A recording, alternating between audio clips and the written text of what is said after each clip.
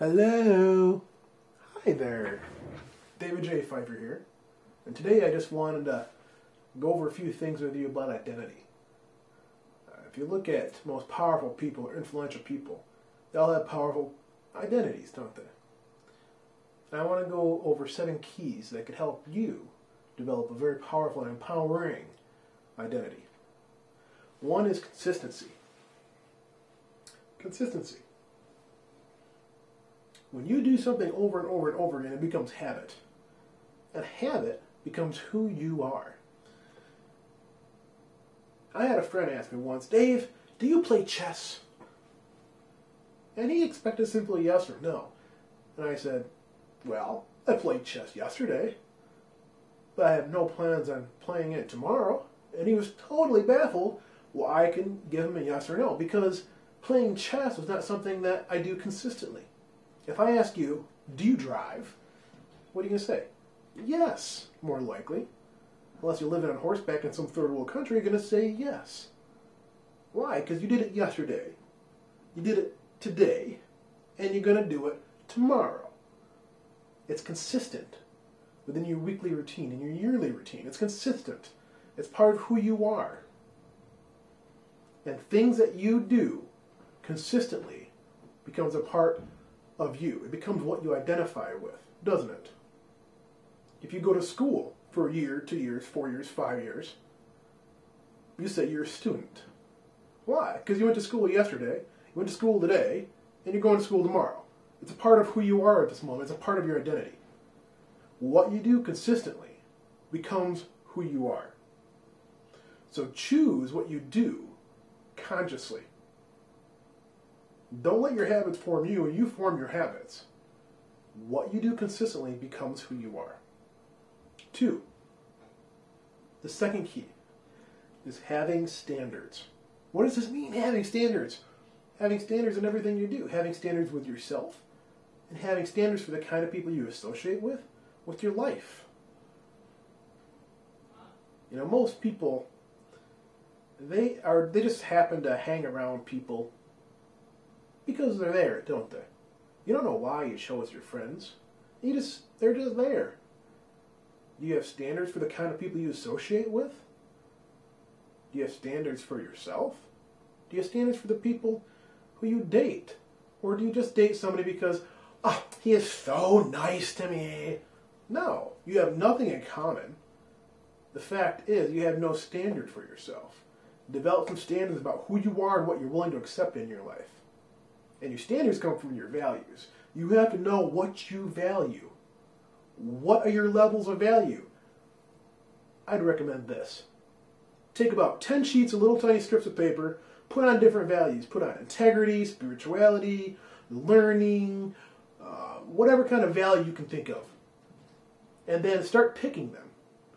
Pick the first one. If you could have this one but none of the others, which one would you have? And then the second one. Which is the second most important? If you could have this one but not the other ones, which one would you pick? And you'll have 10 sets of values in rule of order of how much you value each one. That's how you figure out what you value. When you figure out what you value, you can figure out what your standards are. 3, who do you associate with? Your environment. You know, when you're a student, you're surrounded by other students. They're all learning. It's a great environment to be in. Choose wisely who you associate with. People who have powerful identities hang around people who have powerful identities. You hang around a bunch of people who are dope fiends and shady people, well then you're going to be a dope fiend, you're going to be a shady person. You can tell a lot of a person by who they hang around. You don't think so? Let your child hang around some of the drug addicts in the neighborhood. See if they don't become a drug addict.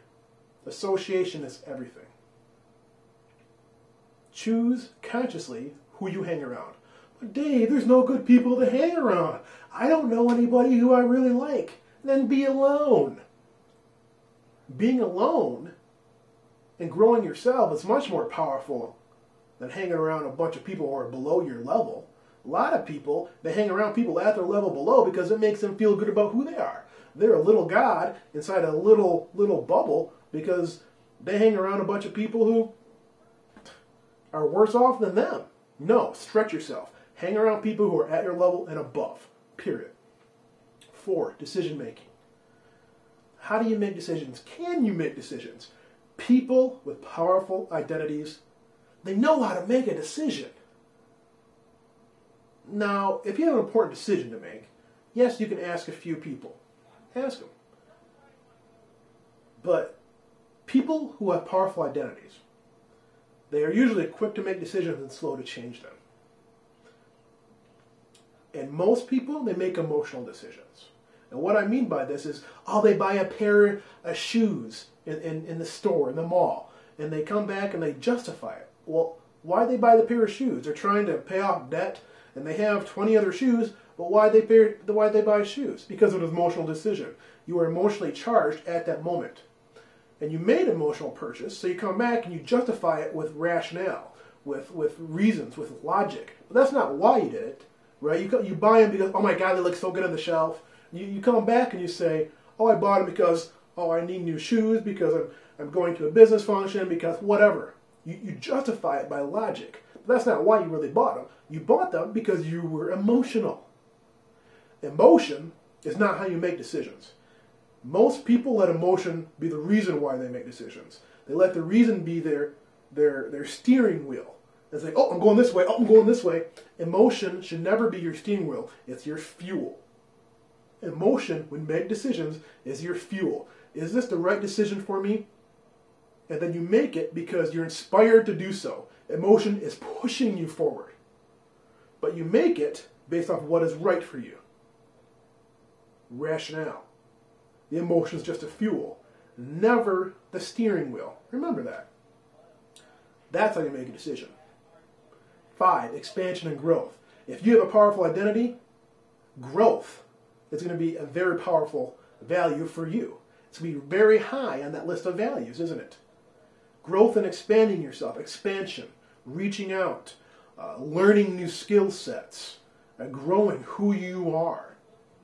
I've never met anybody who I look up to, who has said, nah, growth is not important. It just kind of happens unconsciously. Just kind of, whatever. If I grow, I grow. If I not. That's no big deal. That doesn't happen.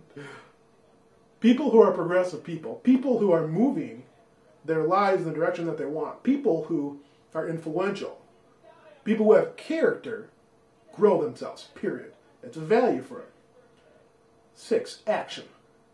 And this is a scary one. You got to take action. Oh, but I'm afraid to. Do it anyway. The fact that you're afraid to, that's exactly why you have to take action. Here is your comfort zone.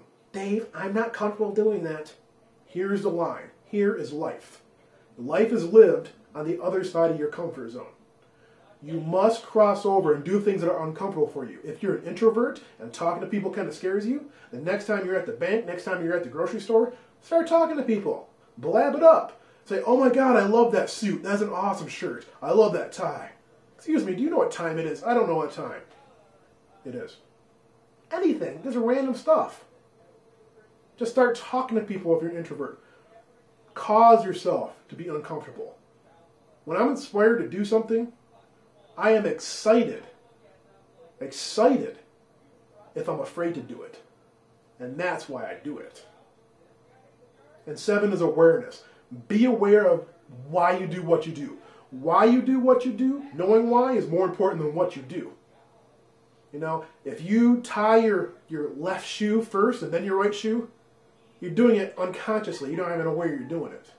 If you drive into work in a certain driveway into that building, go around the block, go into a different driveway. Know why you do what you do. Be aware of what you do. But more importantly, be aware of why you do it. So develop those 7 things, and you'll be on your way to having a very powerful personality. And that is a pretty good thing to have. This is David J. Phifer saying, bye-bye.